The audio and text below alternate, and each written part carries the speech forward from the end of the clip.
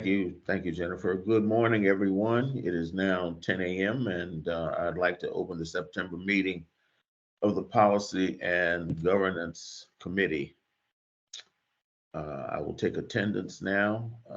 Michael Jefferson, Ojala Naeem, Julianne Avalone, Present. Avery Gaddis, Here. and Edwin Shirley. I am here, so we have a quorum. May we have a screen, please, for the 2024 legislative concepts?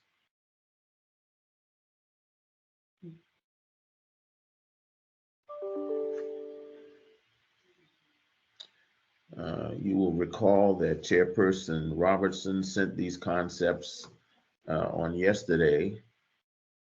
I want to remind everyone that after this discussion, staff will forward it to OPM and OTG for review. Does anyone have any questions? Chairman, is this any questions about the particular legislation, or is it any questions about the process? Well, let's take the legislation first and then the process. I think, so I did have a question, if we can scroll down to number 2. And thank you. Yep.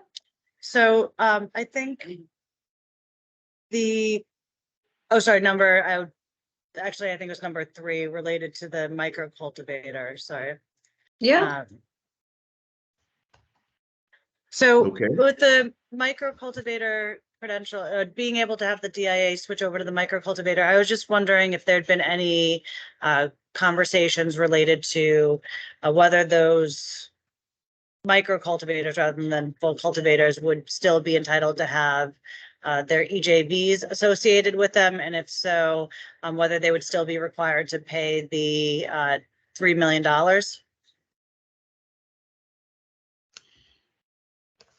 Do you want me to take that, Kamala? Yes, please go ahead. So I think I know that the intent of the council would be that this category would be for the Section 149 cultivators that have not received their provisional license. So they would be allowed to convert to a microcultivator license.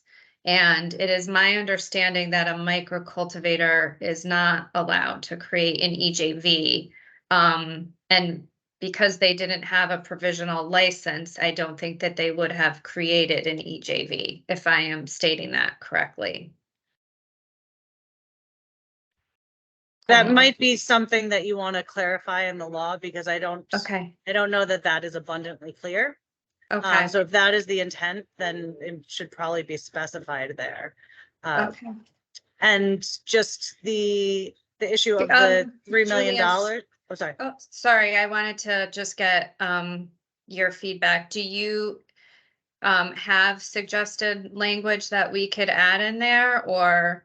Well, I'm not flagging. So I am not, I guess, expressing a policy position on this. I am just asking for clarity from what the council wanted in general. I think, it's important as representing an agency, representing DCP, which certainly is impacted by cannabis as well. We won't be voting on the legislative package. I will be abstaining from the vote in general. I just want to make sure that when we are speaking as a council and going to legislature, that we are very clear on what the council expects to occur. The lack of clarity has obviously resulted in quite a bit of litigation when we haven't spelled things out in detail. So, so I think that leads to the question of the $3 million. Is that correct? Yeah. So again, it would be the Section 149s that have not paid the $3 million yet. And we'll need to talk to DCP and legislators. We haven't proposed a conversion fee yet. I think that's still a conversation that needs to be had. But there will certainly be a conversion fee that's associated with this. It won't be $3 million.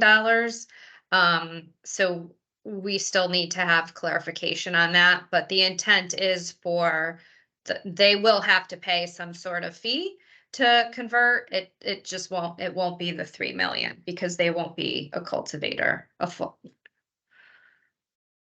And just one other flag for this section is that there are 10 licensees that have received, that went through the DIA cultivator process, that have paid the $3 million. They are now provisionally licensed. But there's different level of hardship, because even if you've paid the $3 million, it doesn't mean that you necessarily have the capital to then invest the many, many more millions of dollars you will need to launch your business. This is certainly a additional pathway for those who have not paid yet. But I think there should probably be some contemplation as to what the impacts may be on those 10 who have paid but not yet moved to final licensure. So I think there might be some pushback from that group of people, saying that they may need the assistance. But I think that's just a matter of outreach to the industry to determine what that need is. Yes. All right. Pursuant to that issue, this is, I guess, a process question. Once, if there is feedback from the public with regard to these recommendations, when will be the proper time to address them? Well, the public would not be part of policy discussions. Hopefully, because we had asked the council members to submit recommendations to us, we're hoping that council members were having conversations, and there were particular reasons why they would put forward these concepts. I think, again, the next step is to go to OTG and OPM for the vetting process. And then, of course, further down the road, should this legislative package be approved, there will be a public hearing process at the Capitol. So we will certainly receive feedback then. Okay, thank you.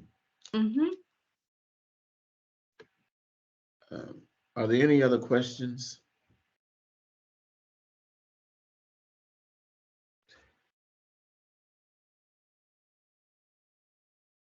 Then if not, for the good of the order, do we have any other new business to discuss?